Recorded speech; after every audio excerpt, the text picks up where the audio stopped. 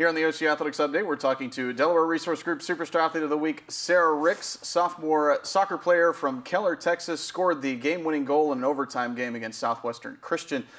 Sara, take us through that sequence against Southwestern and your winning goal. Honestly, it all happened really quick. I just remember the defense was stepping back really far and not putting a lot of pressure. So it came from our goalkeeper, Kirsten Thomas, and I knew that they were so deep that they were going to allow the ball to bounce. So I just waited for her to play it through, and it took a good bounce. I spun off the defender and took it to goal. And I had to make it interesting for my team where I hit it off the goalkeeper. And luckily I got the rebound, but it hit the inside post and went in.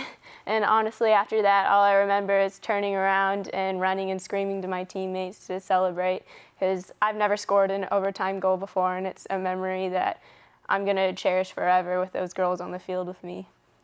A couple of weeks ago, you set an OCU record with 6 goals against Bacone. What do you remember about that, and what went into your performance that day?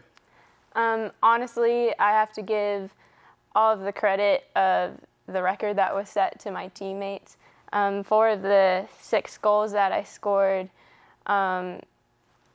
were assisted by my teammates, Vanessa Mendoza, Brianna DeMuth, Kayla McKenna, and Brittany Tritt. All were key elements in that game. Every single team member in that game contributed. I just did what I needed to do and stayed composed on the ball and was able to finish it off. But I would never have been able to do that without my teammates, and I can't give enough credit to them. It was all because of them that was able to happen to me. And yeah, I'm really thankful for that. It was pretty cool. You have a twin sister who's also playing college soccer. What is unique about being a twin? Well, yeah, I have an identical twin sister. Probably what's unique about that is she's the closest person in my life to me. She's my very best friend. She plays soccer for the University of Central Arkansas, and she's a starting left back there, and they're having a really good season, and I'm really proud of her for what she's doing up there. And I'm just really blessed to have her in my life, because I don't know how I'd be able to get through without her. We're at different schools now, but we grew up doing everything together, and we stay in contact every day. And honestly, going to different colleges helped us out a lot, because we were able to make our own group of friends. We were able to gain our own independence, but she's always there for me, and she'll always be there for me, and there's nothing like the bond that we have. Well, what are the similarities and differences between the two of you? Basically, we're very similar athletic-wise. We grew up playing on the same soccer team. She played left mid, I played right mid. We ran cross country together. We're both involved in fine arts, but she was a singer as I was more on the art side I was in sculpture and theater and everything like that. And so that's probably the biggest difference is the fine arts side.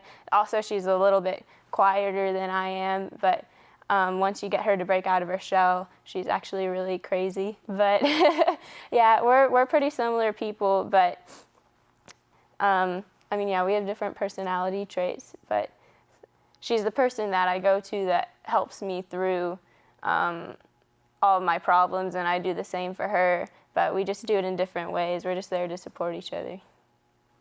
What's your major here at OCU?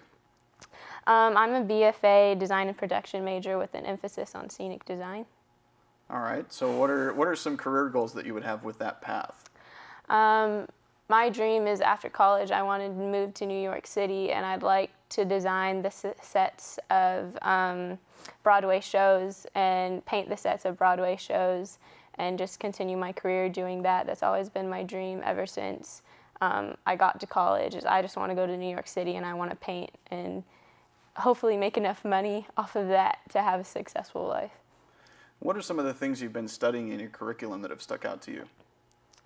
Right now, probably what I'm studying the most is digital drafting, which is where I create models on the computer for sets that I'll design in the future. It's teaching me how to do that. But probably what's the most interesting about what I study in my curriculum is that I'm assigned to shows each semester. So right now I'm working on the Crucible. I'm the assistant scenic designer. So I basically just do whatever my scenic designer tells me to do, and I help paint the set, and I just learn as much as I can to prepare me for the future to go off to New York City. All right, we're talking to Delaware Resource Group Superstar Athlete of the Week, Sara Ricks. You can follow the Stars soccer teams on OCUsports.com.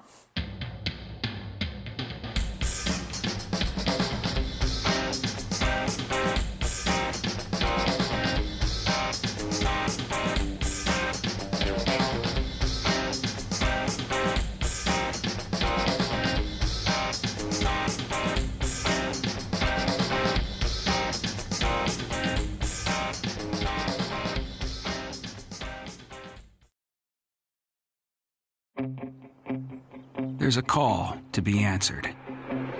The spirit of competition is still alive inside.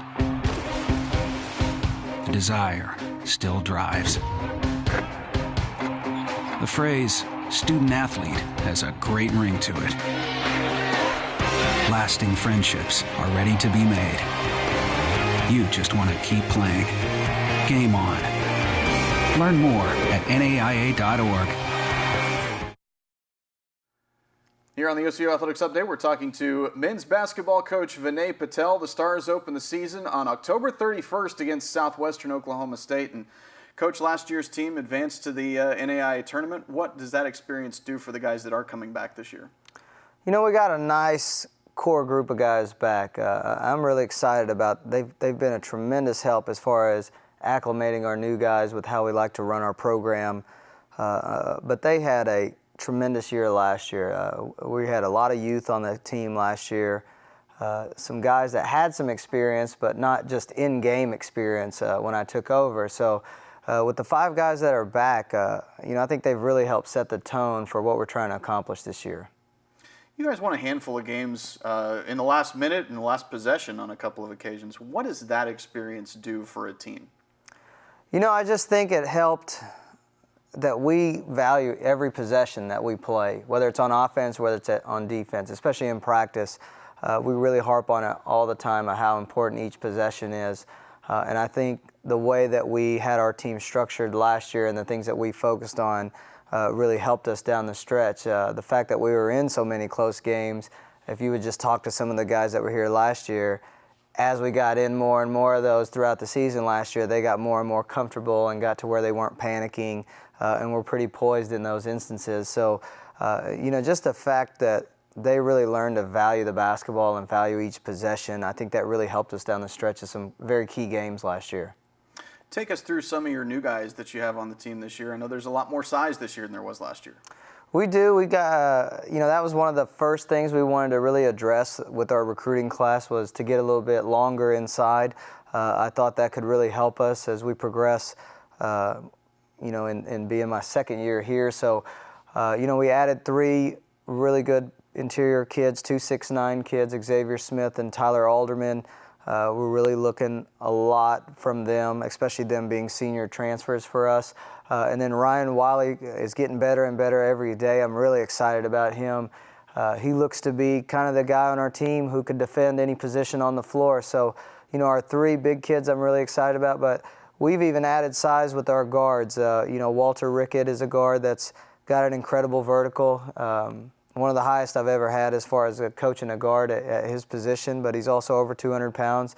Same thing with Cyrus McDonald. He's over 200 pounds as well at the guard spot. So, you know, we added some key size, not only from our interior guys, but from our wing positions and point guard position as well.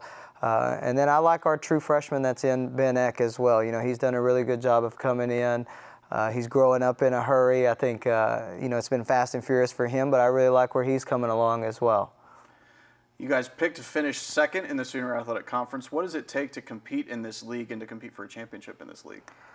You know, I don't think you can really look into preseason rankings that much. It really matters what you do day in and day out. Kind of something I talked to the guys about as soon as that came out was I'm more concerned with what we're doing today than what happens then. So if we can win today, then I know everything will take care of itself when that comes along. MacU had an incredible year last year, and it was fun to watch. I think if you talk to any coach in our league, they had a very fun team to watch from an outsider's perspective. I've gotten to where I've become pretty good friends with Coach Gamblin over there. He does a tremendous job, and I think they're picked to win it, rightfully so, until a team proves that they can beat them night in and night out. But I think our conference, top to bottom, is so good right now. I think this is going to be one of the better years as far as being competitive top to bottom. So I don't think it's fair to even look at those preseason rankings to see where some of those teams are, because there's teams that I've seen on there that I expect to be a lot better than what they were picked ranked right now. So, I don't think it's fair sometimes preseason rankings to look at that, because even if you looked at our ranking last year, I don't think we were picked very high when I came in last year, and then we end up finishing tied for second. So it's just one of those where it's great to get that recognition from your peers, because that has a lot to do with other coaches in the league and things like that. But we've got a long ways to go if we want to accomplish some of the things we're trying to do this year. You guys are hosting the Sooner Athletic Conference Tournament at Abe Lemons Arena this year. How excited are you for that, and what is that going to mean for your team, if anything? Well, it's always great to get to host. There's no question about that. I like the fact that we get to play at home and we don't have to travel for the conference tournament. We have to win our first round game no matter what for us to get to play in that, the way the new conference tournament is structured for this year.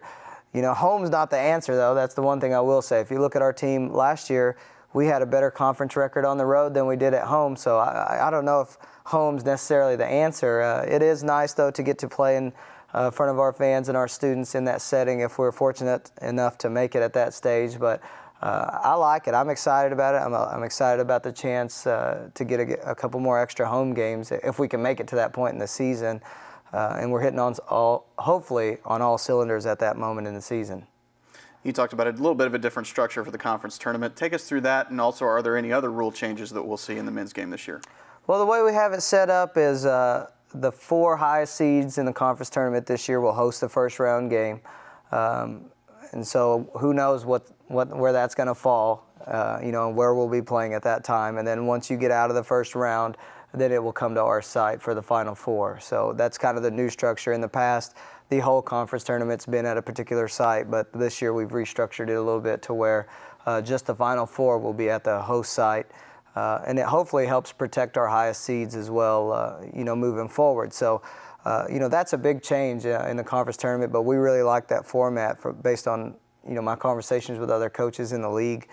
And as far as other rule changes that you've said, you're going to see some new interesting calls by the officials this year, I think. We had a conference call last week. I've had to watch our rules video. They're wanting the game to be a little less physical, which doesn't necessarily go with the way I tend to coach sometimes. But, I don't think it's going to stop us from doing anything that we've done in the past here. So I don't think there's enough changes that are going to affect the game at all like there were a season ago. I thought we saw some tremendous changes a season ago, but none that just glare out that you say, hey, this is going to really change some of the things that we're trying to do. Maybe kind of your coaching mantra is play hard, play smart, play together. Take us through that. It's kind of funny you say that. I told our team a few days ago, if you list the things that are really important to me as a coach, play hard is the very first thing on there. And then my second thing is play hard while you're tired, which I think is one of the hardest things for kids to do. And our new guys are starting to figure that out in a hurry, that you always have another gear when you're tired. You got to sometimes reach down and find it, and that takes time. I don't think that's easy and something you can just figure out overnight. But the way we practice, they're set up to where they're so challenging that I hope when we get to a game it's a little bit easier. And then the play smart, obviously you want to have good IQ kids, which I think we do this year. Then I'm really big on team. I think if you took any one of the players on our team and asked them some of the things that I really value team basketball. And there's a lot of things that go into that, not just on the floor sharing the basketball and things like that, but off the floor watching out for one another, holding each other accountable. We got a class structure this year that we've set up to where, if another kid's not in class, right now it's been great because I got other kids calling each other, making sure they're in there and being on time, whether it's to class, to practice, to weight. So, the play together thing I think is very important, but just the element of team. I hold that in high regards, and I hope this team can find what I thought last year's team did. You know, one of the things I talk about daily is getting to a point in our season where our players start playing for one another. And when we get to that point where each possession, whether it's a loose ball, whether it's a stop on defense, whether it's a great possession on offense, they get to where it's important to them because they know it's going to affect their teammate, then I think we'll have a chance to be pretty good this year. And we're a long ways away from that. We're taking strides to get to that point of our team, but I think we're headed in the right direction. All right, we're talking to men's basketball coach Vinay Patel. The Stars open the season October the 31st, and you can follow them all season long on OCUsports.com.